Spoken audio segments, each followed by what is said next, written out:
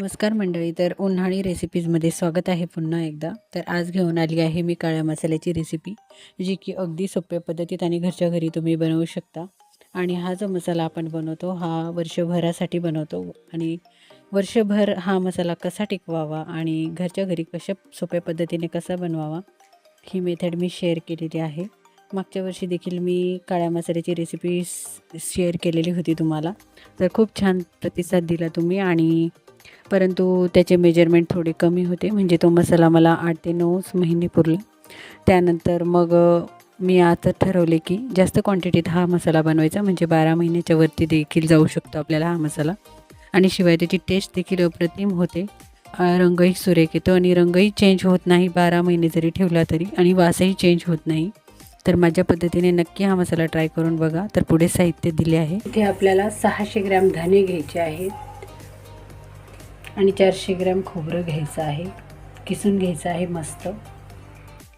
इथे आपल्याला ही बेडगी मिरची घ्यायची आहे 200 ग्रॅम ही कलरवाली, आणि ही 100 ग्रॅम ही लवंगी मिरची मी घेतलेली आहे. तुम्ही तुमच्या आवडीनुसार घेऊ शकता.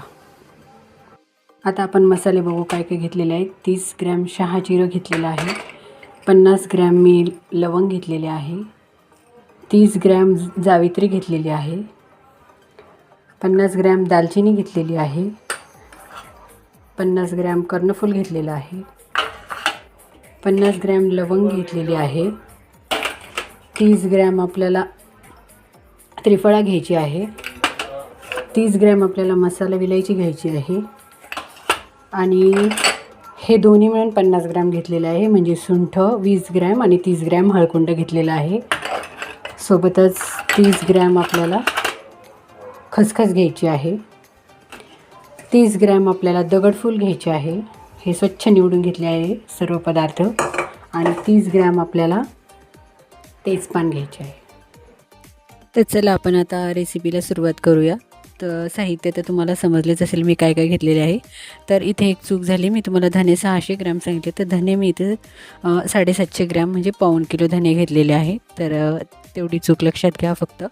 आता धने आपल्याला 2 बॅचमध्ये भाजून घ्यायचे आहे, कारण की माझी कढई ज्या मापात आहे तर त्याच्यामध्ये एकदा तर काही भाजले जाणार नाही, त्यामुळे मी 2 बॅचमध्ये हे धने भाजणार आहे.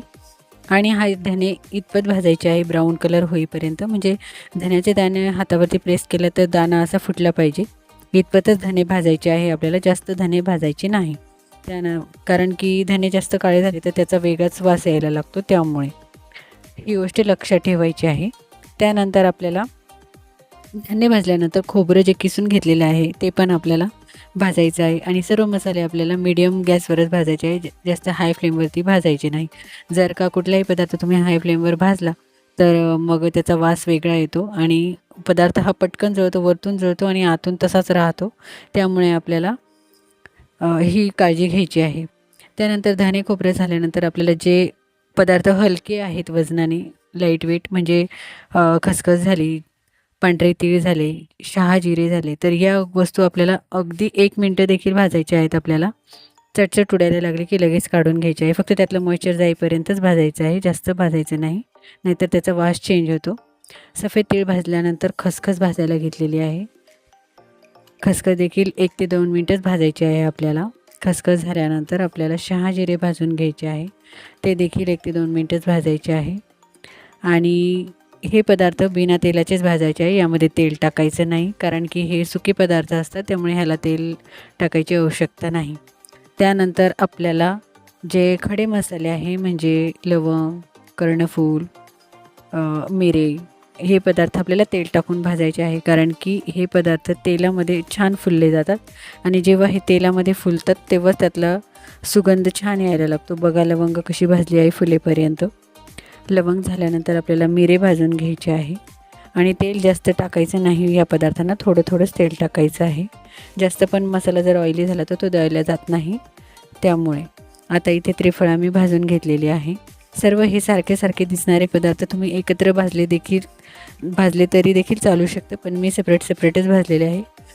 तुम्ही तुमच्या आवडीनुसार भाजू शकता. त्यानंतर कर्णफूल इथे भाजून घेतलेले आहे. कर्णफूल देखील छान तेलामध्ये परतून घ्यायचे आहे. त्यानंतर आपण इथे मसाला वेलची भाजून घेत आहोत. हे मसाल्याचे आयटम जेव्हा आपण भाजतो तेव्हा त्यातला सुगंध हा रिलीज होतो, त्यामुळे खूप छान सुगंध पसरतो. आता आपण इथे सुंठ जी आहे ती खलबत्त्यामध्ये बारीक करून घेतली होती, म्हणजे ती आपल्याला दळताना त्रास होणार नाही. हळकुंड देखील तसेच मी खलबत्त्यामध्ये बारीक करून घेतलेले होते.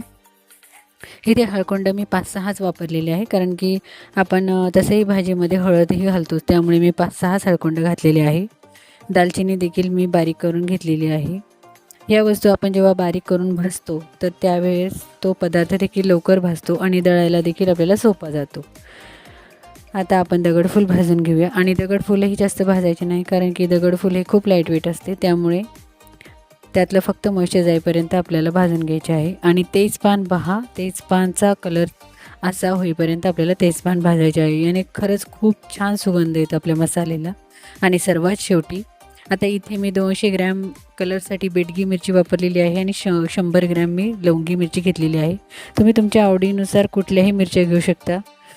शंकेश्वरी, गुंटूर, सुपर तेज अशा भरपूर प्रकार आहेत मिरचीचे.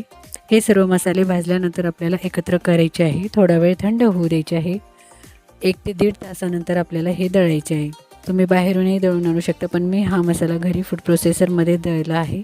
तर बघा किती छान कलर आलेला आहे आपल्या मसाल्याला, आणि हा 12 महिने मसाला टिकतो. फक्त एक काळजी घ्यावी लागते की याला आपल्याला फ्रीजमध्येच ठेवायचे आहे, काचेच्या बरणीमध्ये.